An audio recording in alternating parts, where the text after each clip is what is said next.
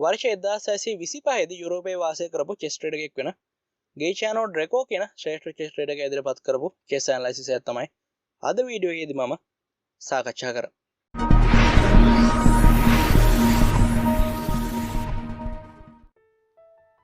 Sinhala chess පාසලට chess අකාඩමි YouTube channel එකට අදත් මම චෙස් යාළුවෝ ටික සාදරයෙන් පිළිගන්නවා. ඉතින් සුදු පෙළ තරඟය ආරම්භ කරනවා E4 ඇදීමෙන් මූලිකව සිදු කරන්නේ සෙන්ටර් එකේ කොටුවක් වෙන D5 කොටුව ඇටැක් කරන එක වගේම තමන්ගේ D1 කොටුව එන්න විනවරේ ගමන් මාර්ගය සහ F1 කොටුව එන්න බිෂප් වරයාගේ ගමන් මාර්ගය විවෘත කරලා දෙනවා. ඉතින් කලබල ප්‍රතිචාරය වෙන්නේ E5 ඇදීම සෙන්ටර් එකේ කොටුවක් වෙන D4 කොටුව ඇටැක් කරලා දෙනවා. වගේම තමන්ගේ අඳුරු පැහැති කොටුවල ගමන් කරන බිෂප් වරයාගේ සහ ක්වීන් වරයාගේ ගමන් මාර්ගය විවෘත කරලා තියෙනවා. නයිට් F3 තමයි සුදු පෙළ ප්‍රතිචාරය කිංස් ඇට් කාසල් එක සූදානම් කරනවා. නයිට් වරයෙක්ව ඩෙවලොප් කරලා තිනවා. ඔන්න E5 කොටුව එන්න පෝන් රෑව ඇටැක් කරලා තිනවා. ඒ වගේම සෙන්ටර් එකත් ඇටැක් කරලා දෙනවා. මේ පිහිටීමේදී කලබල ප්‍රතිචාර වෙන්නේ නයිට් C6 ඇදීම. ඉතින් E5 කොටුව එන්න පෝන් රෑව ආරක්ෂා කරගන්න සුදු පෙළ යම්කිසි බලකිරීමක් සිදු කරා. ඒ බලකිරීමට පිළිතුරක් විදිහට ඩිෆෙන්සිව් විදිහට ක්‍රීඩා කරන ඇදීමක් තමයි මේ නයිට් C6 කියලා කියන්නේ. ඒ වගේම මේ ඇදීමෙන් සෙන්ටර් එක ඇටැක් කරනවා. නයිට් වරයෙක්ව ඩෙවලොප් කරනවා. මේ පිහිටීමේදී සුදු පෙළ ක්‍රීඩා කරන්නේ බිෂප් C4 ඇදීම F7 කොටුව ඇටැක් කරනවා. ඒ වගේම බිෂප් වරයෙක්ව ඩෙවලොප් කරනවා. කිංස් ඇට් කාසල් එක සූදානම් කරනවා. ඉතින් ග්‍රෑන්ඩ් මාස්ටර් ෆෝල් කේරස්ට අනුව මේ බිෂප් C4 ඇදීම සුදු පෙළට යම්කිසි එජ් එකක් ලබා දෙන්න තරමක් මන්දගාමී වෙන ඇදීමක් විදිහට තමයි දක්වලා තියෙන්නේ. ඉතින් ග්‍රෑන්ඩ් මාස්ටර් ෆෝල් කේරස්ට අනුව මේ ප්‍රකාශය වර්තමානයේදී සමහර අවස්ථාවලදී නිර්වද්‍යයි. මේ පිහිටීමේදී සුදු පෙළ ප්‍රතිචාර වෙන්නේ බිෂප් C5 ඇදීම. ඊට අමතරව නයිට් F6 ක්‍රීඩා කරන්න පුළුවන්. කොහොම හරි බිෂප් C5 ඇදීමට පස්සේ ඉටලියන් ආරම්භ ක්‍රමයේ ප්‍රධානම ඇදීමක් වෙන ගිකු පියානෝ ආරම්භ ක්‍රමයේ ප්‍රධානම ඇදීමක් වෙන C3 ඇදීම තමයි සුදු පෙළ ක්‍රීඩා කරන්නේ.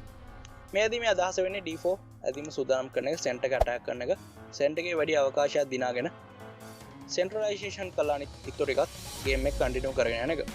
ඉතින් මේ පිහිටීමේදී ගොඩක් කලාවට අපි තවත් දෙයක් සිදු කරන එක තමයි නයිට් වරයා B4 කොටුවට ඒ වගේම D4 කොටුවට ගමන් කරන එක වළක්වන එක. ඉතින් ගොඩක් හොඳ උපායක් සෙන්ටර් එක ඇටැක් කරා. ඉතින් වඩාත් පහර දෙන සුළු ආකාරයෙන් ක්‍රීඩා කරන තමයි මේ ඇදීම ක්‍රීඩා කරන්න. කොහොම හරි මෑත කාලිනව ගත්ත පස්සේ D3 ඇදීමත් මේ පිහිටීමේදී නයිට් F6 වගේ ඇදීම පස්සේ ක්‍රීඩා කරනවා කියලා කියන්නේ ගියුකු පියාන් නිසමෝ කියලා කිව්වේ වඩාත් මන්දගාමී තරගය කියන එක. ඉතින් ඉටලියන් ආරම්භ ක්‍රමය කියලා කියන්නේ ගොඩාත් මන්දගාමී ස්වරූපයෙන් ක්‍රීඩා කරන ආරම්භ ක්‍රමයක්. ඇත්තටම එකපාර ඇටැක් වලට ගමන් කරන්න ගොඩක් වෙලේෂන් වලදී සමහර වේරියේෂන් ඉදන් ගමන් කරනවා. කොහොම හරි පිහිටීම ඩෙවලොප් කළා ඊට පස්සේ ඇටැක් එකකට ගමන් කරන එක තමයි මේ ආරම්භ ක්‍රමයේ සිදු කරන්නේ. මේ පිහිටීමේදී වඩාත් නිර්වද්‍ය ඇදීම ඒ වගේම වඩාත් ජනප්‍රියතම ඇදීම වෙන්නේ නයිට් F6 ක්‍රීඩා කරන එක. E4 කොටුව එන්න පෝන් රෑව ඩෙවලොප් කරනවා ඇටැක් කරනවා. ඒ වගේම නයිට් වරයෙක්ව ඩෙවලොප් කරනවා. කිංස් ඇට් කාසල් එක දාන්න සම්පූර්ණයෙන්ම සූදානම් කරා. මේ පිහිටීමේදී සුදු පෙළ ඔන්න සෙන්ටර් එක ඇටැක් කරනවා. ඊට අමතරව D3 ඇදීම ක්‍රීඩා කිරීමේ හැකියාවක් තියෙනවා. මේකට කියන්නේ ගියුකු පියානිසම එහෙම නැත්නම් වඩාත් මන්දගාමී තරගය. නැත්නම් වඩාත් නිහඬ තරගය කියලා කියන්න පුළුවන්. ගියුකු පියානෝ කියලා කියන්නේ නිහඬ තරගයට. ඒතකොට ගියුකු පියානිසමෝ කියලා කියන්නේ වඩාත් නිහඬ තරගය කියන එක අපිට කියන්න පුළුවන්. කොහොම හරි D4 ඇදීම තමයි ක්‍රීඩා කරන්නේ. බිෂප් වරයාව ඇටැක් කරනවා. ඒ වගේම පෝන් වරයාව ඇටැක් කරනවා E5 කොටුව ඉන්න. දැන් සුදු පෙළට සෙන්ටර් එකේ පෝන්ලා දෙන්නෙක් ඉන්නවා. මේ පිහිටීමේදී කලබල ක්‍රීඩා කරන්නේ E-cut D4 ඇදීම පෝන් එක්ස්චේන්ජ් එක සිදු කරනවා. C-cut D4 තමයි ක්‍රීඩා කරන්නේ. දැන් ඔන්න සුදු පෙළට පෝන් වරු දෙන්නෙක් ඉන්නවා සෙන්ටර් එකේ. ඒ වගේම ගොඩක් හොඳ ස්පේස් එකක් තියෙනවා. මේ පිහිටීමේදී මේ සෙබළ හුමාරෝ සිදු කරන්නේ නැතු උදාහරණයක් විදිහට E-cut D4 ඇදීමට පස්සේ අපිට පුළුවන් E5 ඇදීම ක්‍රීඩා කරන්න සුදු පෙළ විදිහට. දැන් ඔයාලට පේනවාද මේ නයිට් වරයාව ඇටැක් කරලා තියෙන්නේ. ඉතින් මේ නයිට් වරයා කොහෙවත් ගමන් කරන්නේ නැතුව කලබලේ වඩාත් නිර්වද්‍ය ප්‍රතිචාර වෙන්නේ D5 ඇදීම ක්‍රීඩා කරන එක. මේ බිෂප් වරයාව ඇටැක් කරන එක මෙතනදී බිෂප් වරයාට ඕනනම් B5 කොටුවට එහෙම නැත්නම් E2 කොටුවට ගමන් කරන්න පුළුවන්. කොහොම හරි මේ පිහිටීමේදී E5 ඇදීමට පස්සේ නයිට් E4 වගේ ඇදීමක් ක්‍රීඩා කරොත් අපිට පුළුවන් බිෂප් D5 ඇදීම ක්‍රීඩා කරන්න. මේ නයිට් වරයාව ඇටැක් කරනවා. දැන් නයිට් වරයාව ආරක්ෂා කරගෙන F5 වගේ ඇදීමක් ක්‍රීඩා කරොත් C-cut D4 ඔන්න මේ බිෂප් ඇටැක් කරලා තින්. දැන් බිෂප් B4 චෙක් කරලා පස්සේ නයිට් BD2 ඇදීම ක්‍රීඩා කරන්න පුළුවන්. ඉතින් සුදු පිළට තරමක තරගයක් තියෙනවා මේ පිහිටීමේදී. කොහොම හරි ඔයාලා මේක ඇනලයිස් කරලා බලන්න. E-cut D4 ඇදීමට පස්සේ තරඟෙදී ක්‍රීඩා කරන්නේ C-cut D4 ඇදීම බිෂප් වරයාව ඇටැක් කරනවා. මේ පිහිටීමේදී බිෂප් වරයා ගමන් කරන්නේ B4 කොටුවට. දැන් නයිට් C3 ඇදීම තමයි සුදු පෙළේ ප්‍රතිචාරය. මේ පිහිටීමේදී නයිට් cut D4 තමයි ක්‍රීඩා කරන්නේ. මේක සාමාන්‍ය වේරියේෂන් එකක් ඉටලියන් ආරම්භ ක්‍රමයේදී අපිට ලබා ගන්න පුළුවන්. සුදු පෙළේ ප්‍රධානම ප්‍රතිචාර වෙන්නේ මේ පිහිටීමේදී කිං සයිඩ් එකෙන් කාසල් කරන එක. මේ පිහිටීමේදී බිෂප් වරයන් කපන එක තමයි නිරවද්‍ය මැදීම විදිහට සලකන්නේ. ඉතින් බිෂප් කට් c3 ඊට පස්සේ b කට් c3 දැන් d5 ඊට පස්සේ බිෂප් d3 වගේ ඇදීමකට පස්සේ තරමක තරගයක් සුදු පිළට ලබා ගැනීම හැකියාව තියෙනවා. ඉතින් කොහොම හරි සමහර තරඟවලදී බිෂප් a3 ඇදීම උත්සාහ කරලා දෙනවා මේ පිහිටීමේදී. ඉතින් බිෂප් a3 ඇදීමට පස්සේ මේ බිෂප් වරයව කැපුවට පස්සේ සුදු පිළ කරලා තියෙන දේ තමයි මේ නයිට් වරයව පින් කරලා තියෙන එක e4 කොට වෙන්න. දැන් රුක් e1 ඇදීමට පස්සේ ඔන්න නයිට් වරයව පින් කරලා තියෙන්නේ e4 කොට වෙන්න. දැන් බිෂප් e6 එහෙම නැත්නම් f5 වගේ ඇදීමට පස්සේ අපි knight d2 වගේ ඇදීමක් ක්‍රීඩා කළා. සාමාන්‍යයෙන් ජය පරාජයෙන් තොරව තරඟ කිහිපයක් අවසන් කරලා දිනවා. කොහොම හරි මේ වේරියේෂන් එක මට රෙකමන්ඩ් කරන්න අමාරුයි. ඉතින් බිෂප් e6 ඇදීම try කරලා තිනවා. ඒතකොට රුක් කට් e4 ඊට පස්සේ queen d5 රුක් e3 වගේ ගේම් එකක් කන්ටිනියු කරලා තිනවා. කොහොම හරි වෙතෙන්දී සුදු පෙළ knight d2 ක්‍රීඩා කළා තරඟය ජයග්‍රහණය කරලා තිනවා. 2151 performance එකක්. කොහොම හරි බිෂප් d3 තමයි මේ පිහිටීමේදී අපිට රෙකමන්ඩ් කරන්න පුළුවන් ඇදීමක් විදිහට සලකන්න පුළුවන්. දැන් කිං සයිඩ් කාසලේ ක්‍රීඩා කරොත් අපිට පුළුවන් queen c2 වගේ ඇදීමක් ක්‍රීඩා කරන්න. ඊට අමතරව බිෂප් කට් e4 ඇදීම නම් try කරන්න එපා. කොහොම හරි queen c2 ඇදීමට පස්සේ මෙතන knight වරය මත වැඩි පීඩනයක් එල්ල වෙනවා බිෂප් වරය සහ queen වරය මගින්. ඉතින් rook e8 වගේ ඇදීමට පස්සේ අපිට පුළුවන් මේ පීඩනය තවත් වැඩි කරන්න. බිෂප් f4 එහෙම නැත්නම් rook e1 වගේ rook b1 වගේ ඇදීම ක්‍රීඩා කරමු. කොහොම හරි ඒ විදිහට ක්‍රීඩා කරන්න වෙන්නේ කළු පිළ බිෂප් වරයෙන් කැප. හැබැයි මෙතෙන්දී කළු පිළ කපන්නේ knight වරයක්. දැන් b කට් c3 ඇදීමට පස්සේ බිෂප් කට් c3 ඇදීම ක්‍රීඩා කරනවා. හැබැයි මේ පිහිටීමේදී d5 ඇදීම ක්‍රීඩා කරා නම් බිෂප් b5 ඊට පස්සේ බිෂප් d6 වගේ ඇදීමට පස්සේ තරමක් ගේම් එක සුදු පිළට දෙනවා. මොකද කළු පිළේ රජතුමා තාම කාසල් කරන්නේ නැති නිසා. ඉතින් මේ පිහිටීමේදී අපිට පුළුවන් rook e1 check ප්‍රහාරය එල්ල කරන්න. දැන් bishop e6 වගේ දෙයක්ම උත්සාහ කරොත් අපිට bishop g5 කියලා කියන්නේ. ඉතින් මේ පිහිටීමේදී ගොඩක් හොඳ ඇඩ්වාන්ටේජ් එක ලබා දෙන ඇතිමක්. ඉතින් දශම කීපයක ඇඩ්වාන්ටේජ් එකක් සුදු පිළට දෙනවා. කොහොම හරි b cut c3 bishop cut c3 තමයි ක්‍රීඩා කරන්නේ. d5 ඇදීම නෙවෙයි ක්‍රීඩා කරන්නේ. මේ පිහිටීමේදී වඩාත් නිරවද්‍ය ඇදීම සලකන්නේ bishop a3 ඇදීම. මූලිකව සිදු කරන්නේ කළු පිළ රජතුමා සෙන්ටර් එකේ තියාගන්නේ කාස කරන අවස්ථාවක් දෙන්නේ නැහැ. ඒ වගේම තමයි දැන් කළු පිළ ක්‍රීඩා කරොත් d5 ඇදීම අපේ c4 කොට ඉන්න bishop වරයව ඇටැක් කරන්න පුළුවන්.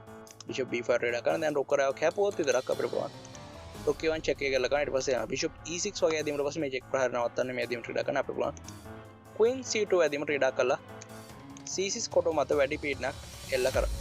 දැන් queen d7 හරහා මේ knight වරයව පින් කරන එකෙන් පින් වෙච්ච එකෙන් ඉවත් කරලා අන්පින් කරොත් අපිට පුළුවන් knight e5 ඇදීම ක්‍රීඩා කරන්න. queen වරය අපි මූලිකව attack කරනවා.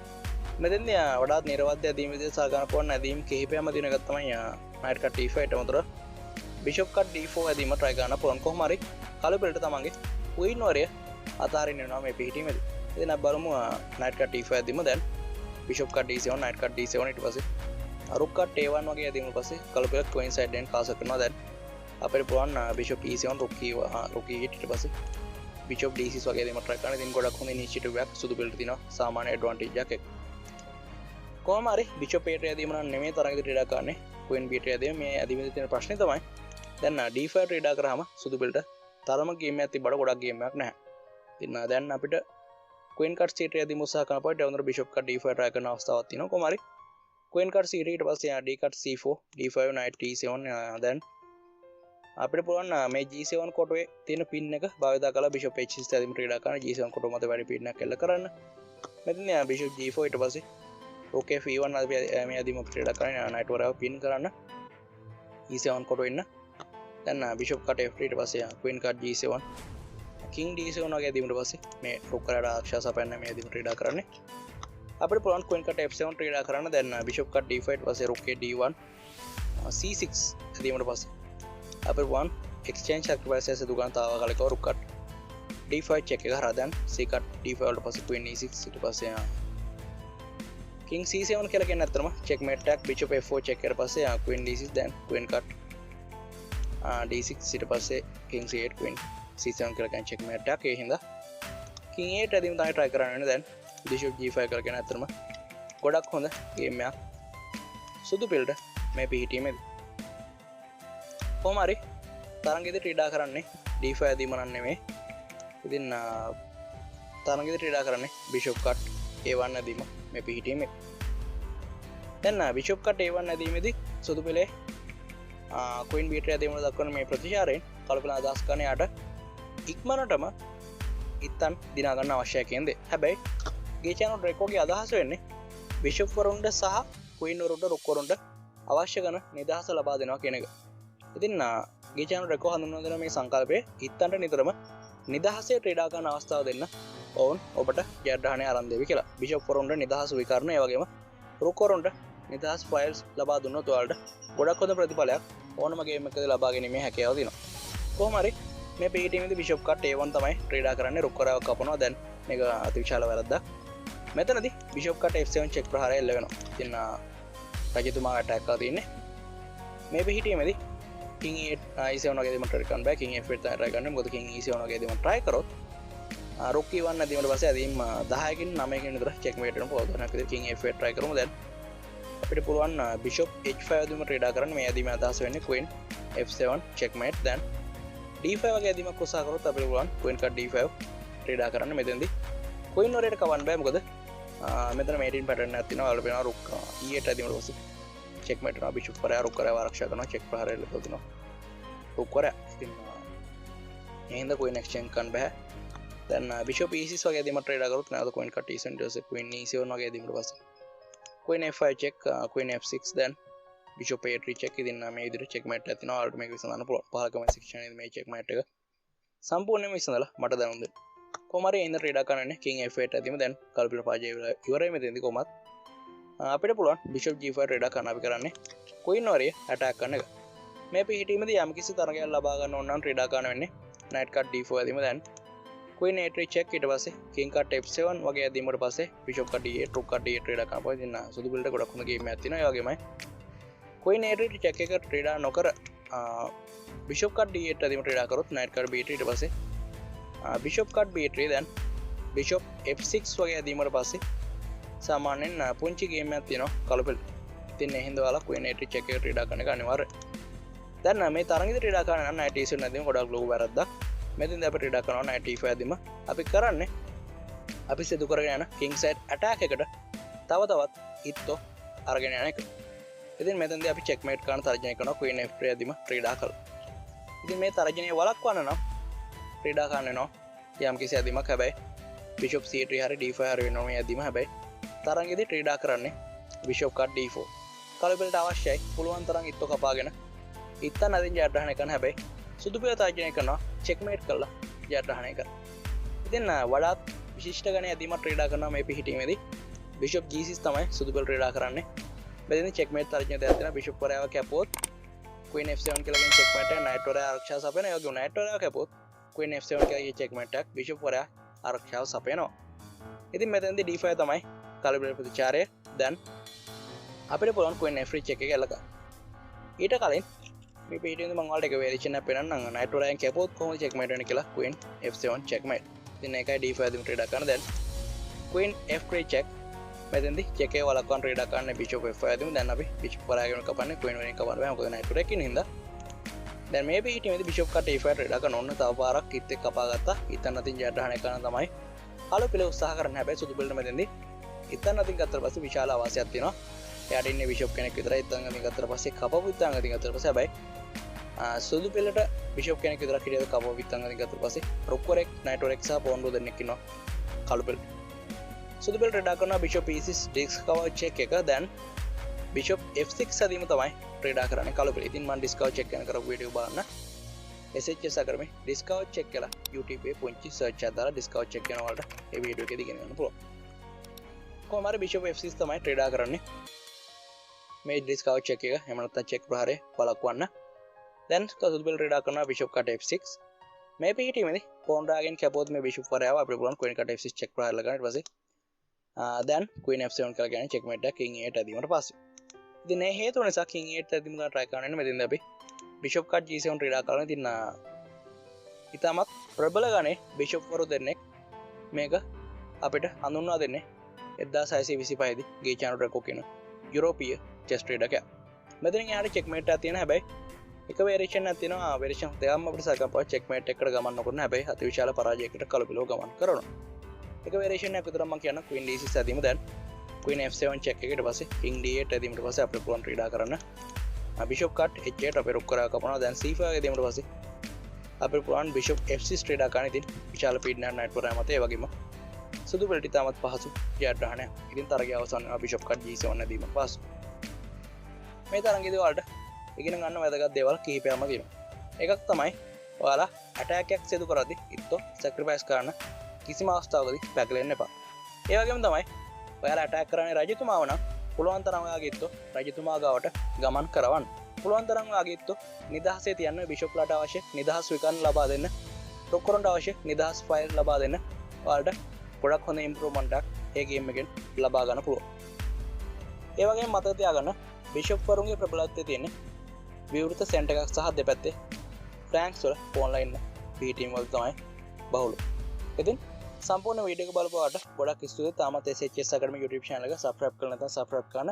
ඔයාලට පළවෙනි වීඩියෝට 5 ඇතුළත විවිධ cards එනවා. ඒවා click කරලා ඔයාලගේ chess වලට සම්බන්ධ අදහස් ලබා දෙන්න, තොරතුරු ලබා දෙන්න. ඒ වගේම මේ වීඩියෝ එක කැමති නම් අනිවාර්යයෙන්ම like කරන්න, share කරන්න අමතක කරන්න එපා. තවත් වීඩියෝ එකක් හැමෝම SHS Academy YouTube channel එකේ